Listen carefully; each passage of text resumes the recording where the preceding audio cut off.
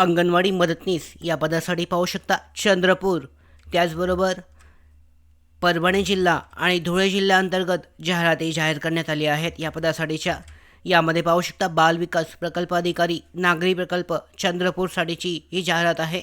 यामध्ये पाहू शकता महिला आणि बाल विकास विभाग यांच्या अंतर्गत जो एकात्मिक बाल विकास सेवा योजना आहे, केंद्र पुरस्कृत योजनेअंतर्गत बाल विकास अधिकारी चंद्रपूर या प्रकल्प कार्यालयाअंतर्गत अंगणवाडी केंद्रातील मदतनीस या रिक्त पदांसाठी कार्यक्षेत्रातून इच्छुक महिला उमेदवारांकडून सरळ नियुक्तीने प्रकाशित झाल्याच्या दिनांकापासून 10 दिवसांच्या आत अर्ज मागवण्यात येत आहेत. म्हणजे पाहू शकता 1 एप्रिल, 11 एप्रिल, 10 एप्रिल शेवटची तारीख असणार आहे.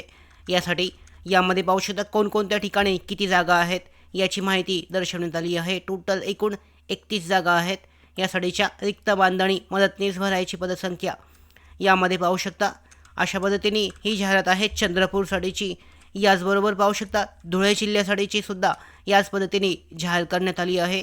महानगरपालिका क्षेत्र जे आहे या ठिकाणचे अंगणवाडी केंद्रांचं नाव, त्यांचा कोड आहे आणि रिक्त पदांची संख्या जी आहे मदतनीससाठीची यामध्ये दर्शवण्यात आली आहे ती सुद्धा चेक केली जाऊ शकते. शैक्षणिक पात्रता 12वी उत्तीर्ण आवश्यक आहे. वास्तव्य रहिवाशी असणे आवश्यक आहे. वयाचा पुरावा जे आहे वयाचं अट 18 ते 35 वर्ष दरम्यान असणं आवश्यक आहे. त्याचबरोबर लहान कुटुंबाचं प्रमाणपत्र, मराठी भाषेचे ज्ञान, त्याचबरोबर उमेदवार अनाथ, विधवा किंवा मागासवर्गीय असल्याबाबतचे जे पत्र आहे त्यांचं जे प्रमाणपत्र आहे ते सुद्धा असणं आवश्यक आहे.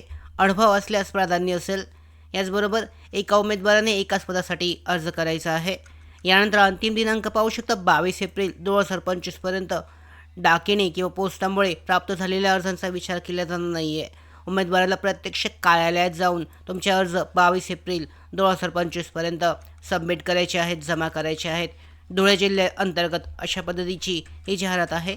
यानंतर पाहू शकता परभणी जिल्ह्याअंतर्गत सुद्धा याच पद्धतीने जाहिरात देण्यात आली आहे. कामाचं स्वरूप दर्शवण्यात आलेलं आहे. काय काय आहे. 7,500 मानधन असणार आहे. प्रतिमा मानधनी सेवा अंगणवाडी मदतनीस या पदासाठी शैक्षणिक पात्रतासुद्धा चेक करू शकता. त्याचबरोबर वास्तव्याची अट, वयाची अटसुद्धा यामध्ये दर्शवण्यात आली आहे. लहान कुटुंबाचं जे प्रमाणपत्र आहे ते सुद्धा असणं आवश्यक आहे. मराठी भाषेचं ज्ञान, त्याचबरोबर इतर जी माहिती आहे विस्तृत जाहिरातीमध्ये दर्शवण्यात आली आहे. अशा पद्धतीने पाहू शकता चंद्रपूर जिल्हा आहे, त्याचबरोबर परभणी जिल्हा आणि धुळे जिल्ह्यासाठीच्या या जाहिराती जाहीर करण्यात आल्या आहेत. त्या कार्यक्षेत्रातील इच्छुक आणि पात्र उमेदवार यासाठी अर्ज करू शकतात. त्याचबरोबर अशाच महत्त्वाच्या भरती अपडेट्स माहिती मिळवण्यासाठीच नोकर भरतीच्या यूट्यूब चॅनलला सबस्क्राईब करा. धन्यवाद.